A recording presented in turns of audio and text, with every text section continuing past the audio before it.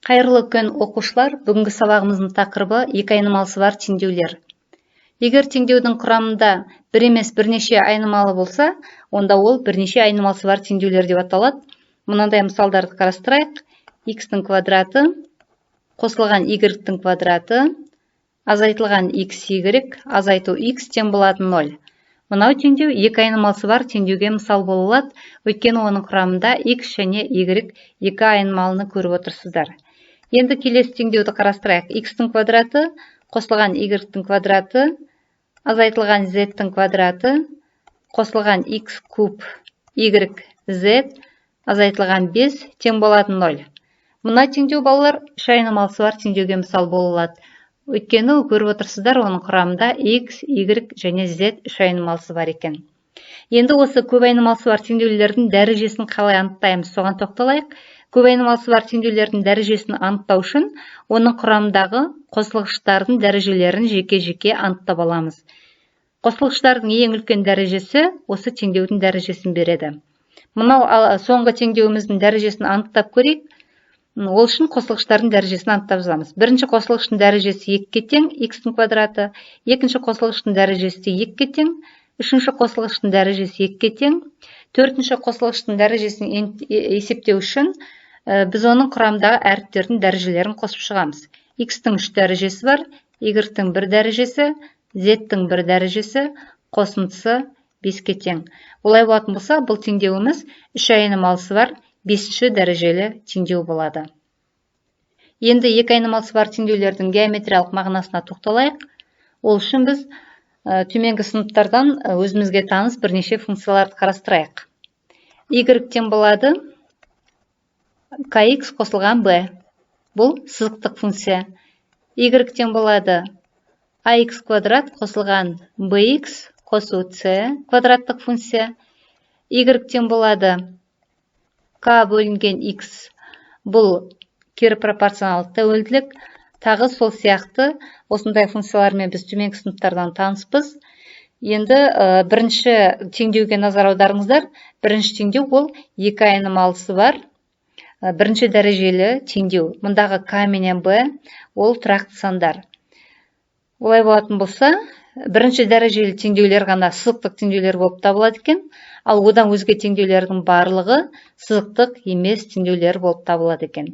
Енді осы екі айнымалысы бар теңдеулердің геометриялық мағынасы дегеніміз осы теңдеулерге сәйкес функциялардың графигі болып табылады.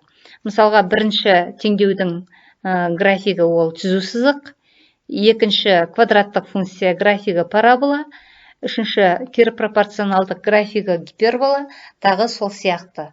Сонымен қатар біз төменгі сыныптардан осындай функционалдық тәуелділікті анықтамайтын теңдеулермен де таныспыз. Ондай теңдеулердің мысалы x минус x0-дің квадраты қосылған y минус y0-дің квадраты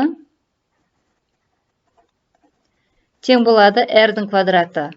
Бұл центрі x0, y0 нүктесіне жататын және радиусы r-ге тең болатын шеңбердің теңдеуі. Келесі мысалды қарастырайық. Бізге теңдеу берілген, теңдеудің геометриялық мағынасын анықтауымыз керек. Ол үшін біз теңдеудің сол жақ бөлігін түрлендірейік. X-тің квадраты азайтылған 2x қосу 1, 1-ді қосып 1 шығарайық. Қосылған Y-тің квадраты қосылған 4y қосу 4, азайту 4, азайтылған 20 тең болады. 4-ті қосып 4 шығарып тастадық. Топтап жазайық.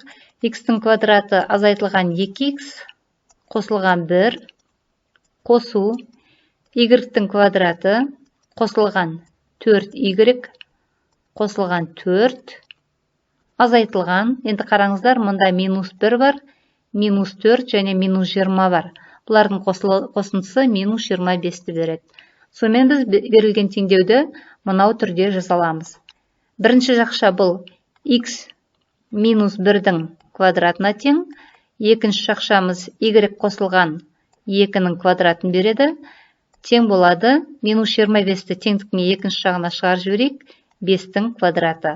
Бұл алған теңдеуіміз центрі 1-де минус 2 нүктесіне жататын және радиусы 5-ге тең болатын шеңбердің теңдеуі болады екен. Олай болатын болса, оның геометриялық мағынасы дегеніміз мына суретте көрсетілген шеңбер болады. Жалпы екі айнымалысы бар теңдеулерді былай белгілеп жазамыз. fx y тең болады 0. Егер қандай да бір x0, y0 сандары берілген теңдеуді санды тепе-теңдікке айналдыратын болса, онда осы сандардың жұбы осы теңдеудің шешімі деп аталады.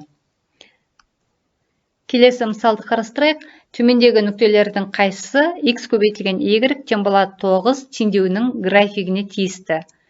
Бізге мынандай 3 нүкте берілген. A, B, C нүктелері. Нүкте теңдеудің графигіне тиісті немесе тиісті еместігін қалай анықтаймыз?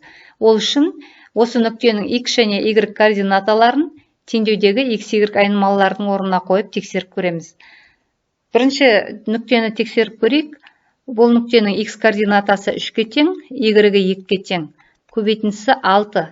Теңдік орындалмады. Олай болса, бұл нүкте графикке тиісті емес.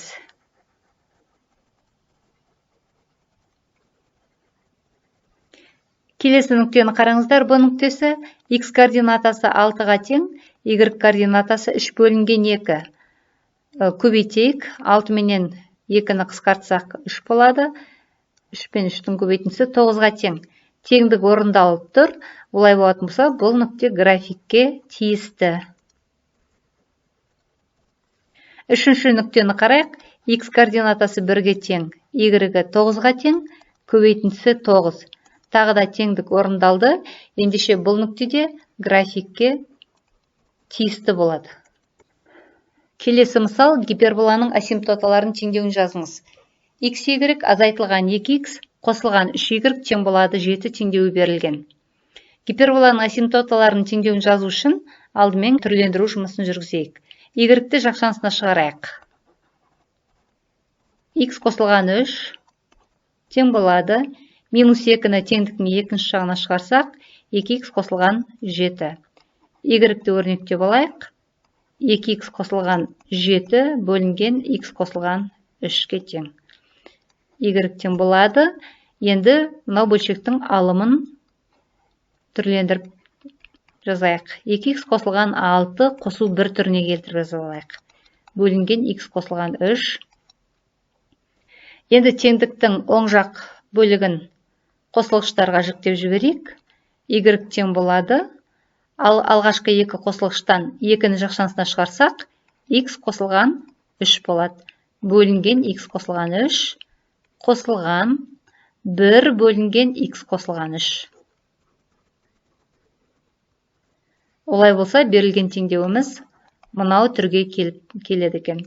X қосылған 3-терді қысқартсақ, 2 қосылған 1 бөлінген x қосылған 3. Енді гиперболаның асимптоталарын жазуымызға болады. Біз төменгі сыныптардан білеміз, санды 0-ге бөлуге болмайтындығын. Олай болатын болса, мынау бөлшектің бөлімінде x қосылған 3 0-ге тең бола алмайды. Ендеше x минус 3-ке тең бола алмайды. Бұдан шығатыны x тең болады минус 3. Бұл гиперболаның вертикаль асимптотасы болады екен. Енді горизонталь асимптотасын табайық. Ол үшін теңдеуге назар аударыңыздар. Егерде мынау бөлшектің мәні 0-ге тең болмайтын болса, онда y-тің мәні еш уақытта 2-ге тең бола алмайды. Яғни y тең болады 2. Бұл гиперболаның горизонталь асимптотасы болады екен.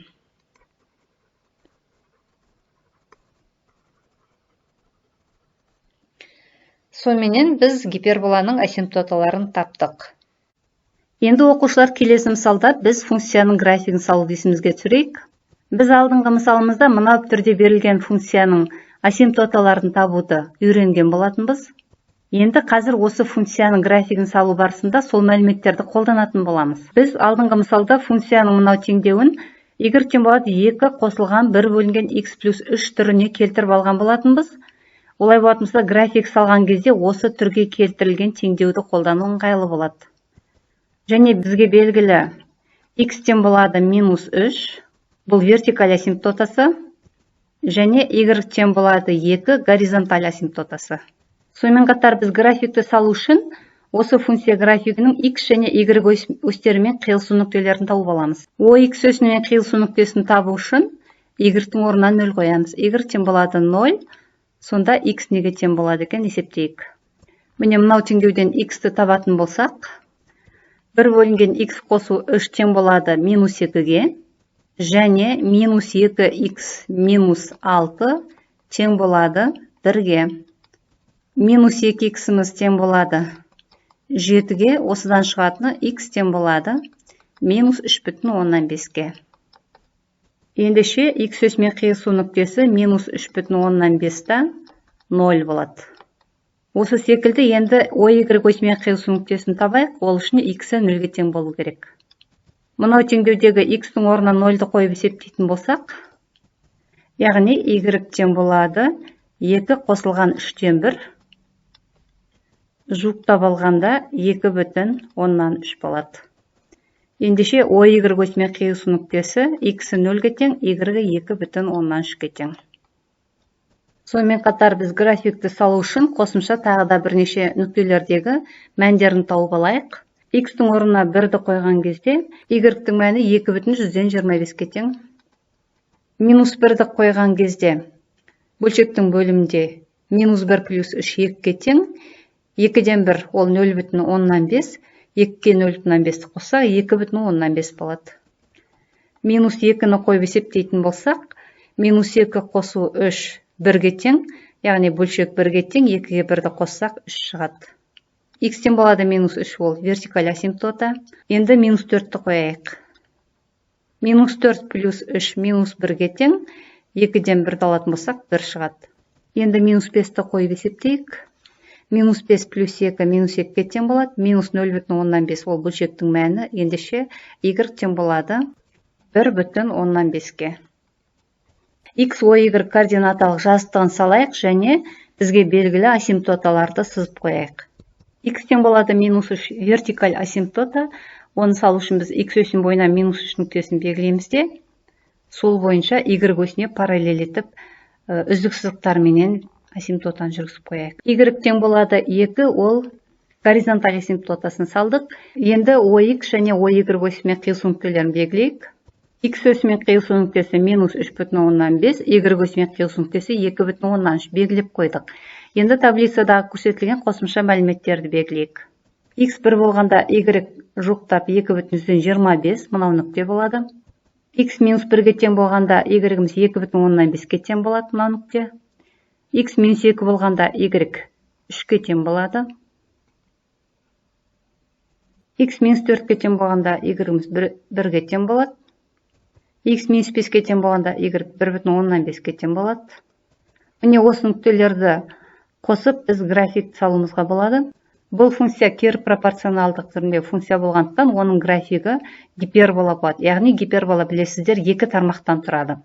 Гипербола тармақтары біздің асимптоталарымызды қиып өтпеу керек. Міне гипербола тармақтары салынды, яғни функцияның графигі осы түрде болады.